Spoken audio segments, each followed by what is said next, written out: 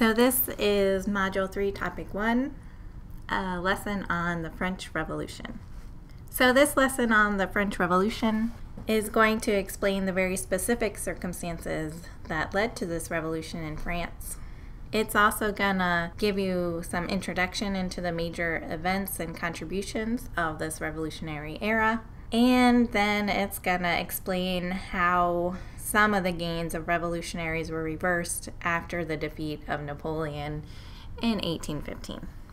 So in the 1780s, France was in crisis. France's economy was based primarily on agriculture, and the system of taxation that was used in France put almost all the burden of paying the taxes on peasant farmers. In general, the population was increasing and food production couldn't keep up. And you can relate this back to the general trend that we see with population increase and rural problems resulting from this in 18th century Europe. We also had very big problems with inflation. And one of the reasons that inflation was so rampant is that France had helped the US in the American Revolution with the expectation that France would become America's main trade partner with American independence. However, that didn't happen. After the American Revolutionary War, the main trade partner for the US was still Britain. It wasn't France. So France didn't benefit economically in the way they had expected to from supporting us in the American Revolution. And in fact, in the 1780s, had a debt of over 1 billion livres just due to its involvement in the American Revolution. The finance minister of France kept the extent of the debt a secret, and he suddenly quit in 1781. So we have France in general with a struggling economy. We have poor farmers who were hit by 2 very bad years of poor harvest. They were suffering famine, and even when the government tried to help them by sending food supplies, it ended up working out that government agents were hoarding the food supplies they were supposed to be distributing to the people, and the farmers were upset. They were facing malnutrition, starvation, and very horrible conditions. So France was bankrupt. And talking about the next slide, at the same time that France was bankrupt, King Louis XVI and Marie Antoinette were seen as being very ostentatious in their displays of wealth. I pointed out that historians think that Marie Antoinette likely didn't say let them eat cake. But the reason that this quote is so popular is it does expose just how the elite class misunderstood the sufferings of the poor. They weren't really trying to do anything to ease the sufferings of the poor, and they just didn't even seem to understand what the situation was at all. At the same time, the way the tax system was organized had the elites exempt from taxes, so they weren't paying any taxes. You'll see on the next slide a political cartoon from the 1780s, early 1780s in France, that tries to show Marie Antoinette and Louis XVI. And you can't read the writing there on the rock likely, but it's referring to corvée labor. And this was forced labor that the peasants were bound to do for the state in the form of taxes. And I think you can see, right, that this system of taxation and the corvée labor is displayed as a rock that's squashing, right, suffocating, killing the peasant who's trapped underneath. And what do you think are the expressions of Marie Antoinette and Louis XVI, who are balanced on the top? They don't seem very sympathetic towards the poor, squashed peasant. So the next slide shows you the tax structure of pre-revolutionary France. It was broken down into 3 different estates: the first estate, the second estate, and the third estate. The first and second estates had roughly the same numbers in terms of population. The first estate was made up of the high-ranking clergy, members of the Catholic Church, and the church collected taxes. It was allowed to censor the press. It controlled the education system. It kept all these copious records of births, deaths, marriages, etc. And the church owned 20% of the land in France. The church paid no taxes. It was exempt. And the priests, the high-ranking clergy in the church, were supposed to feel a moral obligation to help out the sick, the poor, the people who are less fortunate, but there was no legal coercion to do this. They were just supposed to feel the moral obligation and do it because it was the right thing to do.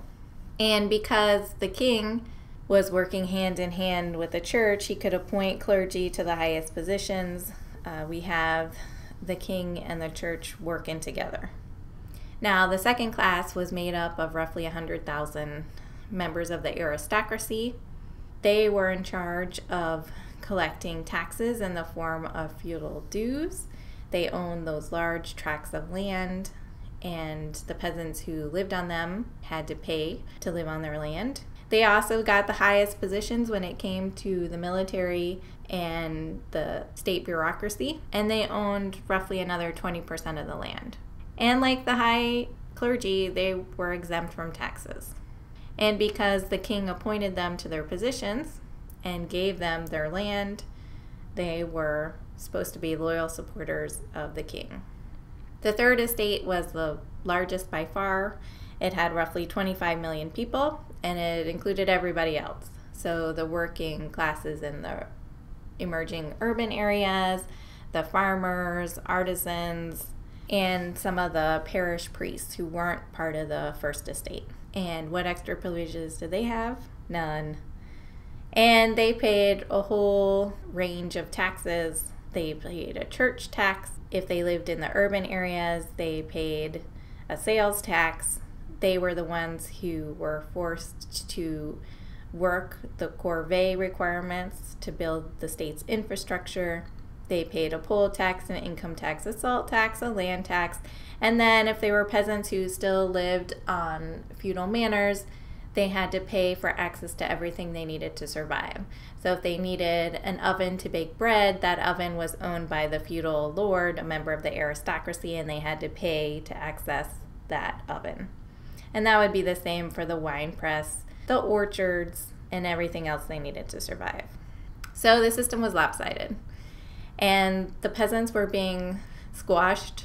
The members of the third estate were being so obligated by taxes that people weren't surviving. They were on the brink of starvation. And the state was also struggling because it couldn't squeeze any more tax money out of members of this struggling third estate. So King Louis XVI figured out that he needed to reform the tax structure. So he appointed this council of notables, and he invited them together. These were members of the aristocracy and some of the clergy.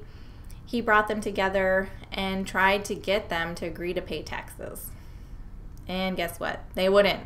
So the next thing his advisors tell him to do is to bring together the Estates General, which meant that all three estates would send representatives to a meeting in Versailles. And once all members of these three estates were together, King Louis XVI invited them to compose lists of grievances. And King Louis XVI had been surrounded by yes men, these members of the aristocracy and the high clergy, who told him everything he did was wonderful. So he expected that when he invited the three estates to give him these lists of grievances, the list would be pretty slim. And essentially they would say everything he was doing was fine. But instead, what he got were really long lists, especially from the third estate. And the representatives for the third estate weren't really the urban poor. Instead, they're really members of the middle class, administrators, lawyers, doctors, academics, businessmen, etc. So they're not the people who are suffering the most under this system. But even they submitted this really long list that emphasized the corruption, the luxury, the waste, the despotism within this overall general model that King Louis XVI was using to govern. And they demanded reform. The other thing that the third estate did is they said the Estates General had to work as a parliament. So the way the Estates General was supposed to work is that each estate had the same number of representatives and got the same vote. So the first estate got 20 votes, the second estate got 20 votes, and the third estate got 20 votes, for example, although that wasn't the actual number. That meant that populations represented within the estate didn't matter at all because the first estate had the same weight as the second estate, as the same weight as the third estate. But what the third estate said is that they needed to have voting by head and not by estate, and they needed to have majority representation because they had the majority of the population. So this third estate wanted real structural change, and they declared themselves a new National Assembly, which was going to be a middle-class-based political regime for France. And Louis XVI responded by locking the Third Estate out of the meeting. The Third Estate responded by relocating to a nearby tennis court and issuing the now infamous tennis court oath. And what the tennis court oath was a vow that all members of this Third Estate, the middle-class majority who are representing this Third Estate, would stay together on this tennis court, create a written constitution, and wouldn't leave until Louis XVI recognized it. So on June 23rd, 1789, Louis XVI gave in, and he agreed that all three estates could meet together as the new National Assembly and vote by population on a new constitution for France. So a short-term victory for the National Assembly and our middle-class representatives. As it works out, Louis XVI didn't really want a new written constitution for France or a redistribution of power. He didn't want to have to lose any of his power and privileges. So he started getting his military ready. There were rampant rumors that his military was surrounding the city of Paris. So when these rumors circulated and picked up speed, we had the people of Paris organize into small groups and try to militarily take over the city of Paris. They stormed the Bastille on July 14th of 1789 to show that they had no intention of submission to King Louis XVI and his army. Now, the Bastille was symbolically and also realistically very important to the revolutionaries. It was where stores of ammunition were kept, so they needed it if they were going to have to go up against the French army. The other thing, too, is that the Bastille was a place for political prisoners to rot. So the revolutionaries went in symbolically to release the prisoners, people who had been thrown into jail because they spoke out against Louis XVI. And with the storming of the Bastille and these factions taking over the city of Paris, many nobles fled the country.